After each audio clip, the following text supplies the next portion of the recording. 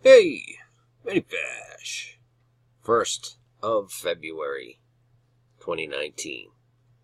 Trying to get on here to share this stuff, man. It's getting tough. A lot of stuff going on. Lots of stuff going on. The spiritual warfare is absolutely heating up. There's just no way around it. Venezuela, if you didn't see the video I did a couple days ago, I put it on the other channel, the Many Fishers channel. I don't know why I did that, but I did. But you'll want to look at that because I was led to see some pretty crazy things. The white horse, Revelation 6, the bow, the crown, all these things. And so this video that I'm doing now kind of plays off of that in a lot of ways. Because that stemmed from a Bible verse. It actually stemmed from Proverbs 26:27. Okay, that was the Bible verse that I got that led me down this really interesting kind of trail here. The Proverbs 26:27 that adds up to a 53, which reminded me of the Super Bowl, as well as Isaiah 53, which that's a whole nother subject matter. But the stone, okay, so the 53 and the stone are what made me think of Georgia, the Super Bowl 53, the guide stones. So that's where I went, and I found these places. I mean, it's just crazy. I searched Georgia stone or something of that effect, and it brought up this place as well as the Georgia guide stones, okay? Now, this is crazy. These are in Georgia, everybody knows it, but this place here I don't think is very well known, Stone Mountain, okay? And I had the white horse on the Venezuela thing, and then on this mountain right here, check this out. There's 3 horsemen. It's just crazy, man. It's like the largest relief or whatever in the world. And you got these 3 horsemen here, all right, in Georgia. This is like really close to Atlanta, actually. It's on the 33rd parallel, which is interesting because Atlanta's on the 33rd, LA is on the 33rd, and the game itself is on the 33rd day of the year, which is interesting as well. A lot of 33s. But yeah, you see this here. That's the opening to the stadium that I'll get into that in a second, but I wanted to just lead you up to this here. And it plays into some more scripture as well as we go along here. The Mercedes-Benz Stadium. What a place that is, I'll tell you. All right, there's a million places we could go. But if you watch the last video, I talked about the crown, the wreath, the diadem, okay? And this also resembles a flower, very much so. So we have all this symbolism in this one building. It's crazy. The triangles, the pyramidal symbolism everywhere. The Mercedes emblem itself is extremely interesting. And this retracting roof that they have, okay? This is an oculus. I mean, in their own description, it is an oculus because that's what it is. And it is an eye because that's what an oculus is. I mean, if you literally look at the definition, okay, it is an eye. That's literally what it is, a circular opening, especially one at the apex of a dome, a design representing an eye, as a funerary pottery found in megalithic tombs in Europe. An eye. So they have an eye that retracts in their stadium like a serpent eye. But if you look at the stadium, it also looks very much like a flower. It could be like the blooming lotus flower that they give us a little peek of in I Pet Goat there, okay? The 2 that become the 1, the split apple. So we have all these things going here. The oculus we could look at in many ways.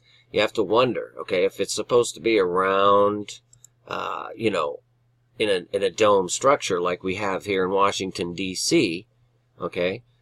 And up inside of that oculus, we have what's called the apotheosis of George Washington, which literally is an ascension without judgment. And he's up there playing with all his pagan Roman friends and little creatures and what have you, and having a good old time because, they don't have to face judgment. That's the lie.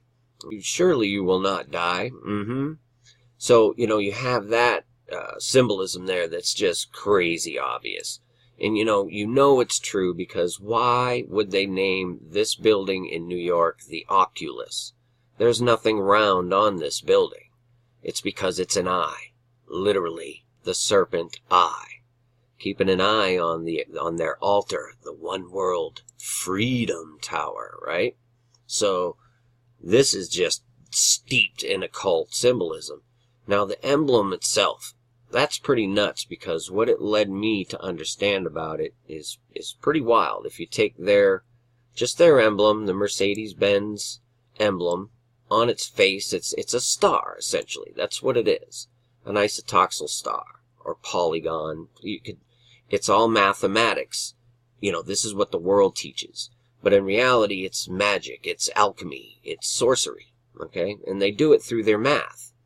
They give you a base of fake math like gravity, and make fake formulations for the theory and build everything off of that.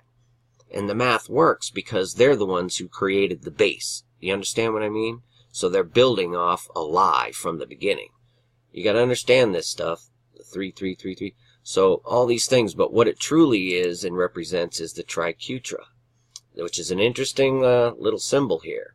It's 3 Vesica Pisces woven together, which my understanding is that this represents the prison, okay, of the mind, the body, and the soul in the flesh, without Christ, no redemption. You understand? That's what that represents, and it's interesting that they are Vesica Pisces, footballs. You could call this the 3 strands, the 69, if you will. And that's literally what that represents. Okay? And it goes further than that, because you know how the stadium was shaped basically like a flower, and it opens like a blooming flower? Well, this Triquetra is an intricate part of the flower of life. There you go. It's everywhere. Okay? The Vesica Pisces, the Triquetra. It's all the same occult garbage. Without Christ and without His blood, there is no remission of sin. It's that simple. Therefore, judgment. Therefore, death. Because sin equals death. Okay? You need Jesus Christ. It starts and ends right there. And we could go on further because there's a lot more. Mercedes itself means mercy, right? Now, this is just weird in and of itself. The Virgin Mary, the Mary of mercies, they always go back to the idols, right? But Mercedes actually means mercy. And one of the Bible verses I got this morning was really crazy, you guys. You got to get a load of this. Exodus 33:19. It's the 33rd day of the year in 2019. And he said, I will make all my goodness pass before thee, and I will proclaim the name of the Lord before thee, and will be gracious to whom I will be gracious, and will show mercy on whom I will show mercy. Okay? Mercy. Mercedes. 33:19. I thought that was really crazy. And we could continue. I did want to show you this one. Somebody emailed me, and I thought this was really kind of a very good observation on his part, and I want to share it with you. It's the Rams logo and the Patriots logo, turned 45 degrees clockwise, each one of them, and they form a 9/11. You can see it right there. I mean, the kid I'm sorry I don't remember your name, whoever you were, but I appreciate you sending it. 9/11. And it's obvious that those two pieces, that red hat there, are segregated purposely. And that's pretty obvious. So there you go. Oh, and there's another thing that I need to show you. This is crazy, guys. This is what happens. I mean, it's so much I can't even explain to you. This came across my path. This is the Amazon. Okay, just think about this. Amazon Super Bowl 53 commercial right here. Okay? Not everything makes the cut. I'm not going to play it, but I'll link it. All they're doing here is showing all these instances where Alexa caused problems and hacked into people's bank accounts and made things break. It blew people out of this hot tub. I mean, literally just blows them out of the hot tub. And it's all funny and all laughing. But they have one big secret that Alexa did that they're not going to tell anybody about. Not us. And what was that? Oh, Alexa took over the power grid.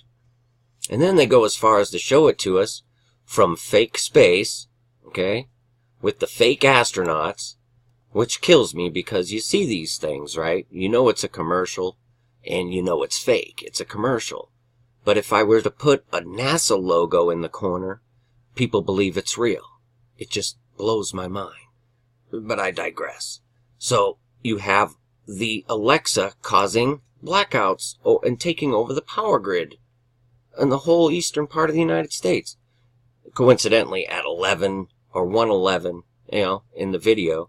And what caught my eye on this was just crazy, but this is what happens to me. I actually saw in this 2-second little clip right here an image inside of this, right? Now remember, this is the East Coast, okay? And I got to show you this because I just have to. Here's the East Coast, same position that space station is in. This Cape Cod, Long Island, da-da-da-da-da, D.C. Right out here in the ocean is a place called Babylon Canyon. Babylon, okay? Right here. And I took a screenshot of this Amazon right there, okay? Same place. Babylon Canyon. You got... Oh, man, this is just nuts. What do you see right there? Before I show it to you. That is a dragon. Or a demon, but I'm calling it a dragon. You can see the horns right here, clear as day. It's the top of its head right there. The eye, the nose, the top lip, the mouth wide open there. I'll zoom it in, and I'll give you a comparison, because that's what it is. This is the kind of things that happens, you guys. This is a spiritual war. This isn't like funny little geeky guys in cubicles thinking it's funny to put this image in here. This is a spirit. I mean, look at that. Look at the horns on this thing. The Chinese dragon. The nose. The open mouth with the bottom lip right there. See that? The top lip, the bottom lip. Horn. The horn. It's as clear as day, you guys. That is crazy, crazy. And it's in an Amazon commercial for the Super Bowl 53. Okay? So, I gotta share this stuff. And I know I ramble and bounce around a little bit, but this stuff is real. This is a spiritual war that's coming to a theater near you. And if you're not prepared, if you're not in Christ, sealed in His blood, I'm telling you, you're gonna lose the war. You're gonna lose. So seek Jesus first. Always. And keep looking up. Peace and grace to y'all. Many fish. Finally, my brethren, be strong in the Lord, and in the power of His might. Put on the whole armor of God, that ye may be able to stand against the wiles of the devil. For we wrestle not against flesh and blood, but against principalities, against powers, against the rulers of the darkness of this world, against spiritual wickedness in high places. Wherefore take unto you the whole armor of God,